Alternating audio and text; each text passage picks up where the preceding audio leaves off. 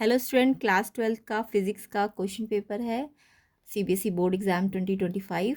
तो 5562 कोड है सेट 2। तो जिन बच्चों का ये कोड है 556, अब वो 1 2 3 हो सकता है, तो वो अपने आंसर्स चेक कर सकते हैं। तो कमेंट कीजिए कैसा गया एग्ज़ाम। तो अभी हम इसका सोल्यूशन करेंगे। तो कैसा था, हार्ड था, इजी था, कमेंट कीजिएगा। तो फिज़िक्स का ये क्वेश्चन पेपर है सीबीएसई बोर्ड का। तो देखिए, इसके सेक्शन ए का अगर हम फर्स्ट क्वेश्चन की बात करें तो एक वायर है जिसका रेजिस्टेंस आर है। इसको हमने कनेक्ट किया एक बैटरी से, कंज्यूम करती है पावर पी। अगर वायर को हमने स्ट्रेच किया तो उसका जो इनिशियल लेंथ है वो डबल हो जाएगी। स्ट्रेच करने से लेंथ डबल हो गई तो एरिया में भी इफेक्ट आएगा ना। स्ट्रेच किया है तो डबल लेंथ होने से एरिया हाफ हो जाता है, ये याद रखना। तो आपको बोला है कि बैटरी सेम ही है, यानी कि आपको वोल्टेज बैटरी सेम का मतलब वोल्टेज सेम है, तो पावर आपको निकालनी थी। तो यहाँ पे रेजिस्टेंस एंड पावर के कुछ फॉर्मूले जो आपने पढ़े होंगे वो लगने थे। तो देखो, आंसर तो आपको पता ही चली गया होगा, P/4, बट देख लेते कैसे आया। तो कंसेप्ट अगर समझना है या नेक्स्ट ईयर वाले जो बच्चे हैं उनके लिए हेल्पफुल भी रहेगा। तो देखो, आपको पता है रेजिस्टेंस क्या होता है, एल के डायरेक्टली प्रोपोर्शनेट होता है, पक्का पता है ये, है ना। एल जितना ज़्यादा होगा रेजिस्टेंस उतना ज़्यादा होगा, या एल जितना कम होगा उतना रेजिस्टेंस कम हो जाएगा। तो अगर वायर स्ट्रेच हुई है तो यानी कि जो न्यू एल है वो तो डबल हो गई, क्योंकि इन्होंने बोला है डबल हो गई है लेंथ। तो एरिया जो होगा नया वाला वो तो हाफ हो जाएगा, वायर स्ट्रेच करने से एरिया तो कम हो जाएगा ना। तो ये डबल है तो ये हाफ हो जाएगा। उसके बाद अब आपको जो पुराना रेजिस्टेंस है और नया रेजिस्टेंस है उनमें कितना डिफरेंस आया, कितना चेंज आया। तो आपको नया रेजिस्टेंस में क्या लगाना है। अब आपको पता है रेजिस्टेंस L/A के डायरेक्ट प्रोपोर्शनेट होता है ना, L के डायरेक्टली और एरिया के इन्वर्सली। तो अगर आप न्यू R/R निकालोगे, वैसे तो आपको याद रखना है इस केस में, स्ट्रेच वाले केस में, क्योंकि MCQ क्वेश्चन है तो याद भी रखना, जो न्यू रेजिस्टेंस है वो 4 टाइम्स हो जाएगा R ओरिजिनल के, ठीक है। तो ये तो याद भी रखना होता है। अब आपको देखो, वैसे मैंने कर भी दिया है, तो न्यू वाले की एल क्या हो गई इस फॉर्मूले में अगर मैं रखूँ तो एल डबल एल और एरिया हाफ है। एंड पुराना वाला रेजिस्टेंस डिवाइड है तो उसका एल तो एल है और ए है। अब ये डिवाइड वाला रेसिप्रोकल होके A/L, ए और एल कट गया, है ना, 4 बच गया। तो यानी ये आपको याद भी रखना है, जब भी स्ट्रेचिंग होती है वायर, अगर ये डबल स्ट्रेच हुई है तो ये हाफ होगा, तो जो न्यू रेजिस्टेंस है वो 4 टाइम्स हो जाता है पुराने वाले का। और आपको ये भी पता है कि पावर, आपको पावर निकालनी है ना क्वेश्चन में, पावर क्या होती है, रेजिस्टेंस के इन्वर्सली प्रोपोर्शनेट। क्यों? क्योंकि पावर का फॉर्मूला V² होता है, और V तो आपको बोला सेम बैटरी है तो यानी V कांस्टेंट है, तो यानी R पे डिपेंड करेगी। तो पावर R के अगर इन्वर्सली प्रोपोर्शनेट है तो जो न्यू पावर है वो पुरानी पावर के, देखो ये 4 टाइम्स बढ़ा है ना, रेजिस्टेंस 4 टाइम बढ़ा है, तो रेजिस्टेंस के इन्वर्सली प्रोपोर्शनेट है, तो न्यू पावर ये 4 टाइम्स हुआ है तो ये 4 से डिवाइड हो जाएगा, क्योंकि इन्वर्सली प्रोपोर्शनेट है ना। तो P/4 इसका आंसर आना था, ऑप्शन ए। तो ऐसे ये क्वेश्चन था। तो आई होप कंसेप्ट भी समझ आ गया होगा। तो ये जो आपके पहले तो ये शॉर्ट ट्रिक आपको पता होनी चाहिए, स्ट्रेच करने पे डबल, तो ये न्यू 4 टाइम होगा, तो पावर जो होगी अगर ये 4 टाइम हुआ तो क्योंकि इन्वर्सली प्रोपोर्शनेट है तो इसलिए ये डिवाइड/4 हो जाएगी। ए ऑप्शन इसका करेक्ट आंसर था। नेक्स्ट क्वेश्चन देखिए। नेक्स्ट क्वेश्चन था आपका, इसमें आपको यहाँ पे आपको बोला था, एक vertically held bar magnet dropped along the axis of a copper ring having a cut as shown in the diagram, the acceleration of the following magnet is. तो देखो, एक बार मैग्नेट है ये। अब इसको हमने क्या करा, ये एक रिंग सी तो दिख रही है कॉपर रिंग, तो इस पे हमने क्या करा, इसकी तरफ इसको ड्रॉप किया है। अब अगर ये रिंग अगर ओपन होती, सॉरी क्लोज होती, तो इसमें लेंज लॉ लग रहा होता कि एक इंड्यूस्ड ईएमएफ आता है ना, और उससे इंड्यूस्ड करंट आता। बट ये रिंग आपको दिख रही होगी, ये ओपन है, तो ओपन है तो ये लेंज लॉ फॉलो नहीं करेगा, है ना। तो यहाँ पे लेंज लॉ नहीं लग रहा है। तो अगर लेंज लॉ लग रहा होता तो ये ऊपर की तरफ एक फोर्स लगता, जिसके कारण लेस जी क्या हो जाता, क्योंकि ये नीचे गिर रही है तो ऊपर एक नेगेटिव डायरेक्शन में एक्सलेशन लग रहा होता, तो लेस देन जी होता अगर ये क्लोज होती। बट क्योंकि ये क्लोज नहीं है, ओपन है, तो ओपन में आपको पता है, ओपन अगर है तो ये याद रखना, तो ये क्लोज लूप नहीं है ना, तो ये क्लोज लूप नहीं है तो कोई अपोजिट मैग्नेटिक फोर्स नहीं लग रहा होगा ताकि वो मैग्नेट को स्लो करे। एंड इसका मतलब वो इंड्यूस करंट नहीं आ रहा होगा। ओपन सर्किट में क्या नहीं होता, ओपन सर्किट है तो इंड्यूस करंट नहीं आएगा। तो यानी कि कोई अपोजिट मैग्नेटिक फोर्स भी नहीं लगेगा, लेंज लॉ भी फॉलो नहीं होगा। तो यानी कि अगर ये नीचे गिर रही है तो ये जी जो ग्रेविटी है उसी के एक्सेलरेशन से गिरेगी। तो सी ऑप्शन इसका करेक्ट आंसर है। तो आई होप सेकंड का सी सबने लिखा होगा। तो सेकंड का आपका सी जी ऑप्शन है आंसर सही। तो सी ऑप्शन इसका करेक्ट है, ये सी ऑप्शन इसका आंसर है। ओके जी। नेक्स्ट क्वेश्चन देखेंगे। एक स्ट्रेट कंडक्टर है जो करंट है 2 एम्पियर पॉजिटिव एक्स डायरेक्शन में अलोंग इट, एंड एक यूनिफॉर्म मैग्नेटिक फील्ड है। फील्ड का वेक्टर फॉर्म दिया 0.6 जे कैप मतलब वाई डायरेक्शन में और 0.8 के कैप डायरेक्शन में। तो ये टेस्ला में दिया है। और उसके बाद the force acting on 10 centimetre length of conductor, तो 10 सेंटीमीटर में दिया। ध्यान रखना ये टेस्ला है, ये एम्पियर है, बाकी सारी तो ऐसा ही यूनिट है, बट ये सेंटीमीटर को मीटर में बदलना पड़ेगा। 0.1 मीटर हो जाएगा। तो आपको फोर्स निकालना है। अब आपको पता है कि अगर एक स्ट्रेट कंडक्टर यानी वायर है तो उसकी लेंथ दी है और आपको उसका मैग्नेटिक फील्ड दिया है और उसका करंट दिया है, तो फॉर्मूला क्या लगेगा, BIL है ना, या BIL या क्रॉस प्रोडक्ट या फिर BIL साइन थीटा भी आप लिख सकते थे। तो यहाँ पे ये पॉजिटिव एक्स डायरेक्शन में है, तो वाई और जेड के साथ तो ये 90 का एंगल बना रहा होगा ना। तो इसमें आप दोनों डायरेक्शंस का वो निकाल लेना, BIL साइन थीटा वाई और जेड में 90 होगा, साइन 91 होता है। तो यानी जस्ट BIL से निकल जाएगा। तो ये 2 करंट है और L आपका 0.1 मीटर में, और ये देखो एक डायरेक्शन में 0.16 है ना। ये 0.12 और 0.16 आएगा। फिर आप इसे आप चाहो तो क्रॉस प्रोडक्ट से भी करके देख लेना। तो ये बी इसका फाइनल आंसर होगा। तो आई होप सबने बी पे ऑप्शन पे टिक किया होगा। कमेंट करके बताना इसका आंसर बी किसने लिखा है। बिल्कुल ठीक है, ठीक है। नेक्स्ट देखो, नेक्स्ट है question number 4। An AC source is connected to a resistor and an inductor in a series. The voltage across the resistor and inductor 8V and 6V, और आपको वोल्टेज ऑफ द सोर्स निकालनी है। तो देखो ये are और I register और inductor है यहाँ पे, है ना। तो यहाँ पे एल यानी कि ये आपका आर और एल कंडक्टर है ना। तो इसका VS अगर निकालोगे तो VR² प्लस VL² हो जाएगा। तो सिंपल फॉर्मूले से निकल जाएगा √VR² प्लस VL², और आपको दोनों दिए हुए 8 का स्क्वायर 6 का स्क्वायर 100√10 आ जाएगा, 10 वोल्ट। ये तो बहुत ही सिंपल सा क्वेश्चन था। तो इसका आंसर ए ऑप्शन है क्वेश्चन 4 का। तो जिस बच्चे का ए ऑप्शन है 10 वोल्ट, बिल्कुल ठीक है उनका आंसर। नेक्स्ट क्वेश्चन देखो। नेक्स्ट क्वेश्चन है आपका, एक प्रोटॉन है और एक अल्फा पार्टिकल है, enter with the same velocity in uniform magnetic field B such that V perpendicular है B ratio of the radii of their path. तो यहाँ पे V B के परपेंडिकुलर है, तो आपको ये वाला फोर्स वाला जो फॉर्मूला था, जो रेडियस वाला फॉर्मूला था मैग्नेटिक फील्ड में, तो वो होता है रेडियस होती है mv/bq, है ना। ये फॉर्मूला क्योंकि परपेंडिकुलर है तो सीधा ये फॉर्मूला लग जाएगा R = mv/bq। अब क्योंकि क्वेश्चन में बोला है कि सेम वेलोसिटी है और सेम मैग्नेटिक फील्ड भी है, सेम वेलोसिटी और सेम मैग्नेटिक फील्ड, यानी V और B तो कांस्टेंट है, तो यानी रेडियस सिर्फ M और Q पे डिपेंड करेगी, है ना। तो रेडियस जो है वो आपकी M/Q के प्रोपोर्शनेट हो जाएगी, है ना। M के डायरेक्टली, Q के इन्वर्सली। अब आपको थोड़ी बहुत आपको इसका दोनों का रेडियस का रेशियो निकालना है, प्रोटॉन का भी और अल्फा पार्टिकल का भी, इन दोनों का।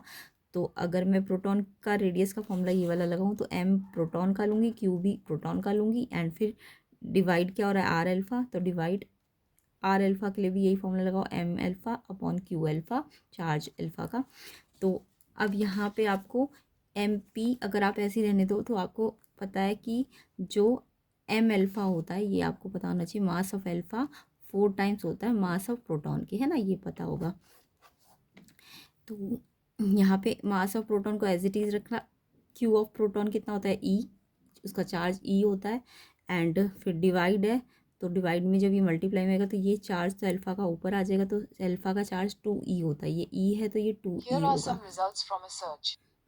तो चार्ज प्रोटॉन का ई होता है, अल्फा का डबल ई होता है। तो हमने डिवाइड को पहले तो रेसिप्रोकल किया है, मल्टीप्लाई में लाए है, और फिर ये चार्ज अल्फा का 2e ऊपर आ गया, और मास ऑफ अल्फा क्योंकि 4 mp होता है तो 4 mp, mp से mp mass of proton cut गया, और ई से ई कट गया, 2 1 ज़ा 2 2 ज़ा, तो ये 1/2 आ जाएगा। किस किस बच्चे का 1/2 है, बिल्कुल ठीक आंसर है। तो इस तरीके से आपको बस ये फॉर्मूला याद रखना था, जो भी आपके जो मैग्नेटिक फील्ड वाला चैप्टर है उसमें। तो यहाँ पे ऑप्शन बी क्वेश्चन 5 का करेक्ट आंसर है। तो आई होप सबका ये ही आंसर आया होगा, और इस तरीके से ये करना था, तो आपको ये फॉर्मूले याद होने चाहिए थे। ठीक है, नेक्स्ट देखिए।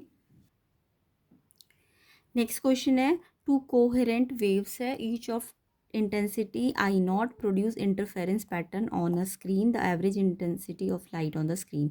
तो कोहेरेंट वेव्स है और हर एक की इंटेंसिटी आई नॉट है, और वो इंटरफेरेंस पैटर्न बनाती है, तो एवरेज इंटेंसिटी लाइट की ऑन द स्क्रीन। तो इसके लिए आपको फॉर्मूला आना चाहिए एवरेज इंटेंसिटी वाला। तो देखो एवरेज इंटेंसिटी जो होता है आई एवरेज का फॉर्मूला, वो होता है I maximum plus I minimum upon 2, ये आई एवरेज का फॉर्मूला होता है। अब आपको पता है I maximum to coherent waves के लिए 4I0 आएगा, क्योंकि दोनों का आई नॉट है ना, तो यानी आई मैक्सिमम 4I0 आएगा, और आई मिनिमम 0 आता है।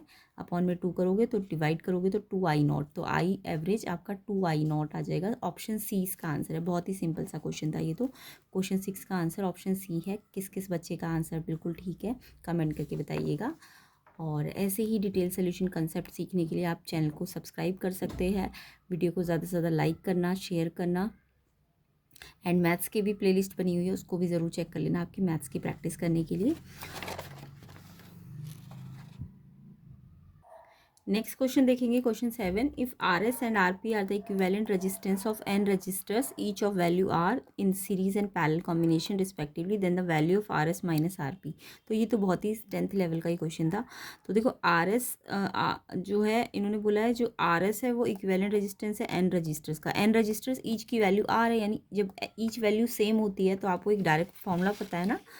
डायरेक्ट फॉर्मूला क्या होता है, जब सेम वैल्यू होती है आर सीरीज़ के लिए, अगर ईच जो रजिस्टर होता है आर होता है और एन रजिस्टर होते हैं, तो उसके लिए डायरेक्ट फॉर्मूला होता है। ये आपको पढ़ा भी होगा अपने 10th क्लास में। तो जब ये ईच आर वैल्यू के होते हैं और एन रजिस्टर होते हैं, तो सीरीज़ में एन इंटू आर होता है और पैरेलल में आर बाय एन होता है ना, ये शॉर्ट फॉर्मूला होता है। अब आपको सिंपल सा R S minus R P निकालना था 7th क्वेश्चन में। तो R S minus R P का मतलब आर एस आपका एन आर है और आर पी आपका आर बाई एन है। अब इसे सॉल्व कर लो, सिंप्लीफाई करके एलसीएम लो, N square R minus R common ले लो, N square minus 1 upon N. C option इसका आंसर है। बिल्कुल ईजी सा क्वेश्चन था ये तो इसका आंसर आपका सी ऑप्शन आ जाएगा, n square minus 1 n R. C option answer है। किस किस बच्चे ने सी ऑप्शन पे टिक किया है उनका बिल्कुल ठीक आंसर है, कमेंट करके ज़रूर बताना। नेक्स्ट है question number 8। A galvanometer can be converted into an ammeter of desired range by connecting a. तो ये तो डायरेक्ट गैल्वेनोमीटर में से क्वेश्चन है कि अगर उसको कन्वर्ट करना है इनटू एमीमीटर तो क्या लगाना पड़ेगा, तो उसमें स्मॉल रेजिस्टेंस पैरेलल में लगाना पड़ेगा। सी ऑप्शन इसका आंसर था, ऑप्शन सी। तो क्वेश्चन 8 का answer option C, small resistance in parallel. जिस बच्चे ने लिखा है उनका बिल्कुल ठीक आंसर है। नेक्स्ट क्वेश्चन देखेंगे, question number 9। Inside a nucleus the nuclear forces between proton proton proton neutron neutron neutron, ये FPP है, FPN और FNN है, और आपको कंडीशन बतानी कौन सी लगेगी। तो आपको पता है क्योंकि ये न्यूक्लियस है और न्यूक्लियर फोर्सेस है, तो न्यूक्लियर फोर्स जो होता है वो चार्ज पे डिपेंड नहीं करता। क्यों?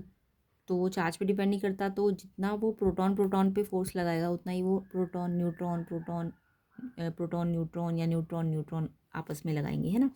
तो यानी कि आपको पता होना चाहिए ये प्रॉपर्टी, न्यूक्लियर फोर्सेस जो होते हैं वो चार्ज इंडिपेंडेंट होते हैं। तो यानी कि जितने भी फोर्सेस लगेंगे, चाहे वो प्रोटॉन प्रोटॉन के बीच में प्रोटॉन न्यूट्रॉन या फिर न्यूट्रॉन न्यूट्रॉन, सारे इक्वल होते हैं। ऑप्शन डी इसका आंसर है क्वेश्चन 9 का। तो बहुत ही सिंपल सा क्वेश्चन था ये, लास्ट वाला ऑप्शन इसका करेक्ट आंसर है। नेक्स्ट क्वेश्चन नंबर 10 देखेंगे, the de Broglie wavelength associated with an electron moving with energy 5 eV is. तो ये डी ब्रॉय वेवलेंथ आपको निकालनी थी। तो बहुत ही सिंपल सा क्वेश्चन था ये तो NCERT का ही क्वेश्चन है, NCERT में भी क्वेश्चन। तो आपको पता है जो डी ब्रॉगली या डी ब्रॉय जो वेवलेंथ होती है H/P है ना, ये होता है लैम्डा h/p, p क्या होता है mv। या फिर आपको जब इसकी क्या दी हुई है, वेलोसिटी दी हुई है ना, इसकी मूविंग एनर्जी दी हुई है, यानी मूविंग का मतलब काइनेटिक एनर्जी दी हुई है, तो आप इसका काइनेटिक एनर्जी वाला फॉर्मूला भी ले सकते थे, लैम्डा इक्वल टू h/√2me। अब यहाँ पे कैलकुलेशंस पार्ट है, तो h की जगह आप ये रख दोगे, तो ये आपको फॉर्मूला लगाना था। तो यहाँ पे h की जगह आपने जूल सेकंड वाला ले लिया, इसका जूल सेकंड SI यूनिट में ले लो उसको, जूल सेकंड, और √2 m मास, ठीक है, और मास ये होता है, ये kg में होना चाहिए। E एनर्जी कितनी दी हुई है, 5 eV में दी है, तो इसको आप जूल में बदलो, तो जूल में कितनी हो जाएगी, ये जूल में आपकी हो जाएगी, इसको 1.6 × 10⁻⁻19 से मल्टीप्लाई कर दोगे। उसके बाद इसे थोड़ा सा कैलकुलेशन वगैरह शॉर्ट ट्रिक वगैरह लगा के करना था, तो ये पूरा सॉल्व करके 5.469 10⁻⁻10। अब क्योंकि SI यूनिट में ना सारी चीज़ें, ये जूल सेकंड में है, ये आपका kg में है, और ये क्या है, ये आपका EV में था, तो इसे जूल में बदल दिया।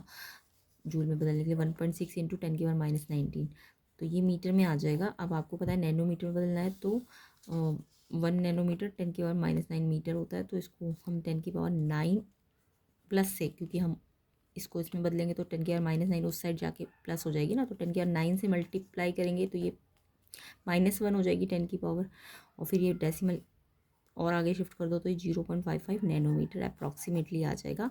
ऑप्शन डी इसका करेक्ट आंसर है क्वेश्चन 10 का। तो 0.55 नैनोमीटर बुक का ही क्वेश्चन था, तो ये याद भी रखना था आपको, इतना लंबा कैलकुलेशन वगैरह टाइम लग जाता नहीं, तो अदरवाइज़ आप चाहे तो मास और वेलोसिटी वाले फॉर्मूले से भी कर सकते थे, बट ये वाला में कैलकुलेशन पार्ट को बस शॉर्ट ट्रिक से करना आना चाहिए आपको।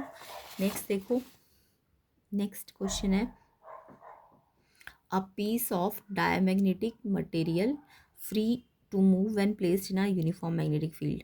डायमैग्नेटिक मटेरियल फ्री होता है मूव करने में एक यूनिफॉर्म मैग्नेटिक फील्ड में, कैसे move along the field, field के अलोंग चलता है, कि अपोजिट चलता है, या परपेंडिकुलर चलता है, या डज नॉट मूव। तो देखो डायमैग्नेटिक मटेरियल क्या होते हैं, जो डायमैग्नेटिक मटेरियल रिपेल करते हैं, मैग्नेटिक फील्ड डायमैग्नेटिक मटेरियल के द्वारा क्या होता है, रिपेल होता है ना, यानी ये जहाँ मैग्नेटिक फील्ड होगा ना उसके अपोजिट चलेगा, यानी हायर से लोअर में जाएगा ये, है ना, तो यानी स्ट्रॉन्ग से वीक मैग्नेटिक फील्ड में जाएगा, तो यानी ये अपोजिट चलता है फील्ड के, move opposite to field. Simple सा डायमैग्नेटिक की प्रॉपर्टी थी एक्चुअल में ये, तो बी ऑप्शन इसका करेक्ट आंसर है 11 का। नेक्स्ट क्वेश्चन देखिए, क्वेश्चन 12 देखेंगे, the momentum in kg metre per second of a photon, frequency दी हुई है 6 × 10⁻14 हर्ट्ज। सिंपल सा क्वेश्चन था, मोमेंटम और फ्रीक्वेंसी गिवन है आपको, तो फॉर्मूले आने चाहिए आपको यहाँ पे सारे, तो आपको फ्रीक्वेंसी का फॉर्मूला आपको ये वाला पता है ना, फ्रीक्वेंसी का फॉर्मूला तो आपको अगर ना भी पता हो या फिर सीधा भी पता हो, मोमेंटम निकालना है, तो मोमेंटम क्या होता है आपको, ये वाला फॉर्मूला भी मैंने थोड़ी देर पहले बताया था कि लेमडा होता है h/p, डी ब्रॉय वेवलेंथ है ना, तो p मोमेंटम क्या हो जाएगा, h/λ।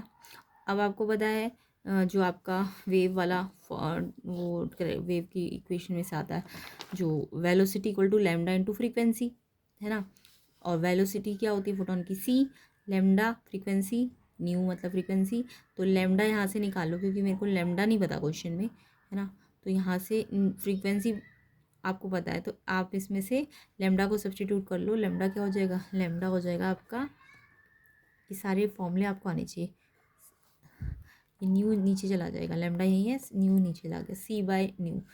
तो या तो आप डायरेक्ट फॉर्मूला याद रख लो मोमेंटम का, एक तो लैम्डा का p की रिस्पेक्ट में, मोमेंटम की रिस्पेक्ट में, फिर मोमेंटम का फ्रीक्वेंसी की रिस्पेक्ट में, तो h/c है ना, लैम्डा की जगह c/ फ्रीक्वेंसी, फ्रीक्वेंसी ऊपर चली गई। अब h की वैल्यू आपको पता है, न्यू दिया हुआ है, ये हर्ट्ज में दिया है, SI यूनिट है इसकी, और c कितना होता है 3 × 10⁸ मीटर पर सेकेंड।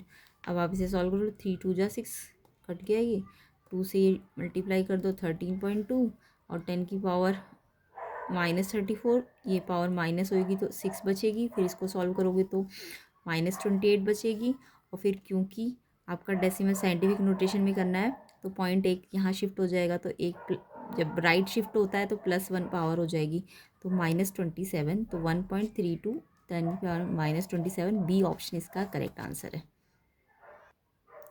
तो ऑप्शन बी 1.326 10⁻⁻27 इसका आंसर है।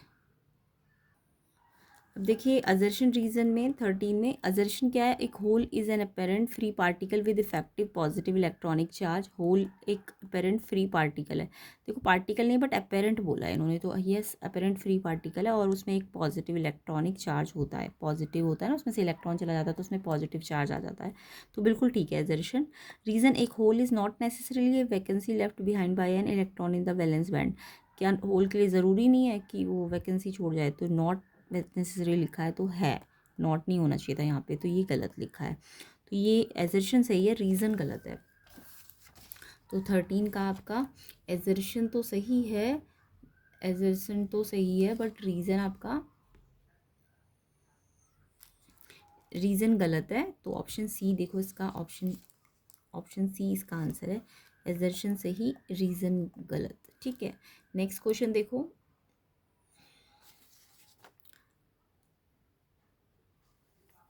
नेक्स्ट है assertion in a reflecting telescope the image does not have chromatic aberration. तो यहाँ पे बोला एक रिफ्लेक्टिंग टेलीस्कोप में इमेज के पास क्रोमेटिक एब्रेशन नहीं होता, तो ये आपका सही लिखा है।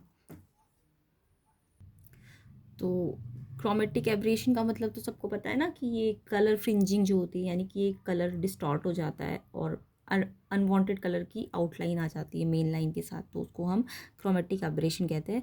तो जो टेलीस्कोप होता है वो नहीं करता इमेज को क्रोमेटिक एब्रेशन, तो बिल्कुल ठीक है। क्यों नहीं है देखो इसका मैं रीज़न भी बता देती हूँ। टेलीस्कोप ना मिरर, टेलीस्कोप के अंदर लेंस नहीं होते, मिरर होते हैं। तो जो क्रोमेटिक एब्रेशन होता है वो लाइट की रिफ्रैक्शन के कारण होता है। क्रोमेटिक एब्रेशन लाइट रिफ्रैक्ट जब कर जाएगी ऑप्टिकल मीडियम से तो उसके कारण होता है। अब क्योंकि टेलीस्कोप है वो मिरर पे वर्क करता है ना, मिरर का यूज़ करता है, यानी वो लाइट को रिफ्लेक्ट करता है ना कि रिफ्लेक्ट करता है, क्योंकि मिरर तो रिफ्लेक्ट करते हैं ना। तो ये जो क्रोमेटिक एब्रेशन होता है जब रिफ्लेक्ट नहीं मतलब रिफ्रैक्ट होती है लाइट, जब लाइट रिफ्रैक्ट होती है ऑप्टिकल मीडियम से, है ना, तब ये होगा। तो रिफ्रैक्शन पे वर्क करता है ये, जबकि टेलीस्कोप के पास तो क्या है, मिरर है ना, तो इसलिए वो तो रिफ्लेक्ट करेगा ना कि रिफ्रैक्ट, समझ रहे ना, मिरर है तो रिफ्लेक्ट करेगा। तो ये जो होता है क्रोमेटिक एब्रेशन तब होगा जब लाइट रिफ्रैक्ट करेगी। ओके, तो यहाँ पे रीज़न इन्होंने यही समझाया हुआ है, chromatic aberration occurs only due to refraction of light through an optical medium. तो मैंने अभी बताया ना कि क्रोमेटिक एब्रेशन यानी कलर फ्रिंजिंग तभी होती है जब रिफ्रैक्शन ऑफ लाइट होगा, और रिफ्रैक्शन कौन करेगा, लेंस, रिफ्रैक्शन तो लेंस करता है, जबकि टेलीस्कोप किस पे बेस्ड है, वो तो मिरर पे वर्क करता है ना, तो वो तो मिरर में लाइट को क्या कर रहा है, मिरर से लाइट को रिफ्लेक्ट कर रहा है ना कि रिफ्रैक्ट नहीं कर रहा। तो ये दोनों ठीक है, एजर्शन भी ठीक है और रीज़न भी, और ये आंसर एक्सप्लेनेशन भी दे दिया कि क्यों नहीं टेलीस्कोप क्रोमेटिक एब्रेशन देता है, क्योंकि क्रोमेटिक एब्रेशन तो तभी होंगी ना जब रिफ्रैक्शन होगा, टेलीस्कोप में तो मिरर है। तो यानी कि आपका 14 क्वेश्चन में एजर्शन भी ठीक है, रीज़न भी ठीक है और रीज़न एक्सप्लेन भी कर रहा है, इसलिए ऑप्शन ए इसका आंसर हो जाएगा। तो बहुत ही सिंपल सा क्वेश्चन था ये भी। नेक्स्ट देखिए 15 एजर्शन है, the binding energy per nucleon is practically constant for mass number in the range 30 to 170। Yes, ये आपने जो BEN डायग्राम होता है उसमें इसका ग्राफ वगैरह स्टडी किया होगा, तो ये एजर्शन आपका ठीक है। रीज़न कहे तो nuclear forces between the nucleons for mass number in the range, this range are not short range. ये इस रेंज पे शॉर्ट रेंज होते हैं, जबकि इन्होंने बोला नॉट शॉर्ट रेंज, तो ये गलत बोला है, शॉर्ट रेंज होते हैं। तो 15 का आपका एजर्शन सही है बट रीज़न गलत है, एजर्शन सही रीज़न गलत, यानी ये भी ऑप्शन सी है इसका आंसर। नेक्स्ट देखो, नेक्स्ट 16 को देखो, एजर्शन है X rays are produced when slow moving electrons are stop by a metal target of high atomic number. X ray तब बनते हैं जब slow moving electrons stop by a metal target of high atomic number. तो देखो x ray तो आपको slow थोड़ी ना, हाई मतलब फास्ट मूविंग इलेक्ट्रॉन होने चाहिए तभी तो बनेंगे, तो यहाँ पे स्लो की जगह फास्ट होना चाहिए था, तो ये गलत लिखा हुआ है इन्होंने, यानी एजर्शन गलत है। रीज़न देखो, X ray consist of low energy photon, X ray low energy photon से बनते नहीं, अभी मैंने बताया ना लो नहीं होना चाहिए, फास्ट होना चाहिए। तो यहाँ रीज़न भी आपका गलत है, यानी एजर्शन भी गलत है और रीज़न भी गलत है। अब ये वाला ऑप्शन देखो आपके क्वेश्चन में था, एजर्शन और रीज़न बहुत दोनों गलत, वो वाला भी था। देखो अभी ये देखो, ये डी ऑप्शन में था ना, बहुत assertion and reason are false, यानी एजर्शन भी फॉल्स है और रीज़न भी, तो ये डी ऑप्शन इसका आंसर हो जाएगा। तो लास्ट वाला 16 का एजर्शन भी गलत है, रीज़न भी गलत है, इसलिए ऑप्शन डी इसका करेक्ट आंसर है। तो कमेंट करके बताना सारे एजर्शन रीजन किस किस के सही है। 13 का सी, 14 का ए, 15 का सी, 16 का डी। तो ये किसके किसके ठीक है। और सेक्शन ए में कितने क्वेश्चन सबके सही है, 16 में से कितने मार्क्स आ रहे हैं आपके। एंड सेक्शन बी और सी को नेक्स्ट पार्ट में बना दिया जाएगा। वीडियो को ज़्यादा से ज़्यादा शेयर कर देना, लाइक कर देना, एंड चैनल में नए हो तो सब्सक्राइब भी कर लेना। तो आई होप एग्ज़ाम भी अच्छा गया होगा। तो इससे रिलेटेड जो कोड है वो अपने आंसर मैच कर सकते हैं, क्वेश्चन आगे पीछे हो सकता है, एक दो अलग हो सकते हैं। तो और मैथ्स की प्लेलिस्ट भी देख लेना, आपके मैथ्स की प्रैक्टिस अच्छी करने के लिए PYQs है, कंसेप्ट है, तो सब समझाया गया है उसमें।